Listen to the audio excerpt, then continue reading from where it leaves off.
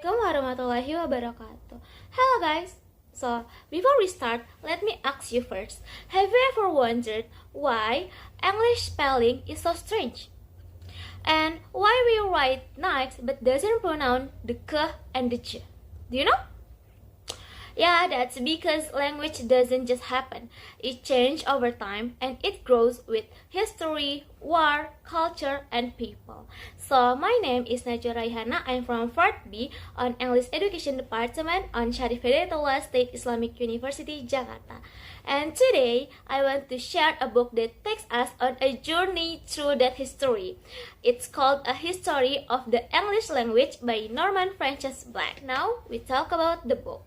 This book was published in 1996 by Red Globe Press in London. It has 400 pages and was written by Norman Francis Black. Norman Francis Black is a well-known language expert from the UK. And the genre of the book is reference book, which means it gives a deep and detailed information and it's perfect for serious learners. But what makes the book special? Because the book tells about the full story from the how English began, changed, and became a global language. So, in this opportunity, I will explore about this book in 3 parts. The first, we talk about a book summary, and the second, we talk about our strengths and weaknesses from this book, and the last, talk about why we should read the book. So, check it out. And now, we talk about the first part, that's book summary. So, what the purpose of this book? Black want to show us that English is not just a tool to speak, it's a reflection of a history. He connects changes in language with a big world events like inventions, printing, and education. And this book is made for students of linguistics, English teachers, researchers, and anyone curious about how English works. And some of the main topics from this book include the journey from Old English to modern English, and how Latin, French, and local language changed to English, and how the power of politics and culture shape the rules of the English we use today. So it's not just about what changed, but why and how it happened. We move to the next part, talk about strengths and weaknesses. And let's take a look at the strength of this book.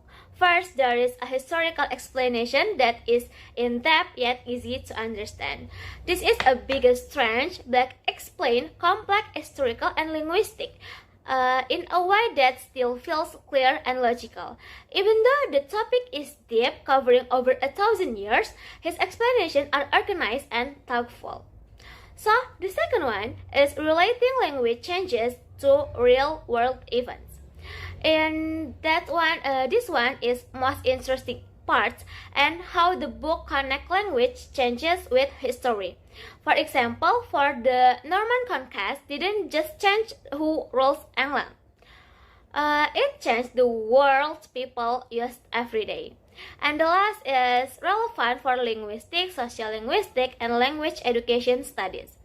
If you're studying how people use language in society, how language evolve, and how to teach English effectively, this book is incredibly relevant. It doesn't just focus on language form, but also how language interact with human behavior and education. Now, we talk about the weaknesses. Of course, no book is perfect. There are a few weaknesses to keep in mind before reading this one.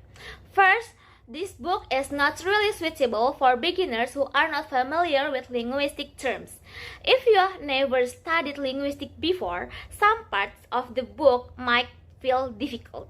Black uses technical terms that can be confusing unless you have had some background in the field. So beginners, this might not be the best place to start. And the second one, some sections feel dense and theoretical, requiring to rereading. Even for experienced readers, some chapters are heavy. The writing academic and sometimes packed with details, so you might need to read a section more than once to fully understand from the book. And the last one is heavily focused on narrative and does not provide the image. Visually, the book is quite plain. There are no pictures, charts, or timeline. It's just text. If you are a visual learner, this can make the content harder to follow. But on the bright side, it pushes you to imagine the history by yourself, which can be a powerful learning and experience too. We move to the last part. Talk about why should we read this book?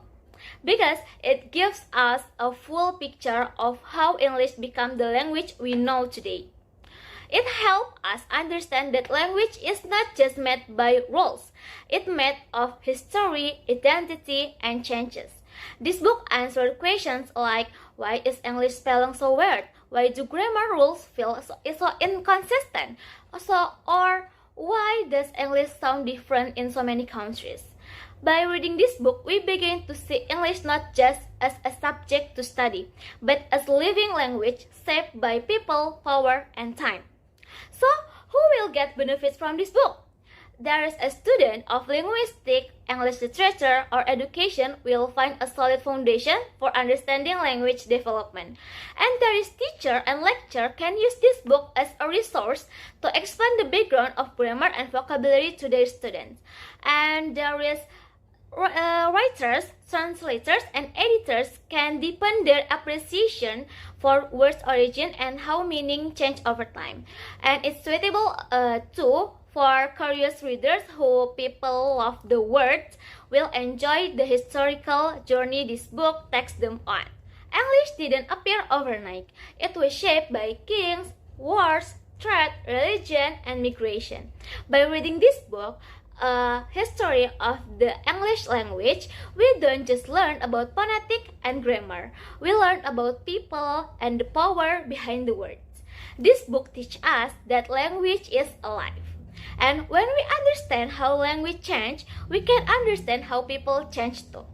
And I'm sorry if there is any mistakes. Thank you for watching and see you next time. Wassalamualaikum warahmatullahi wabarakatuh.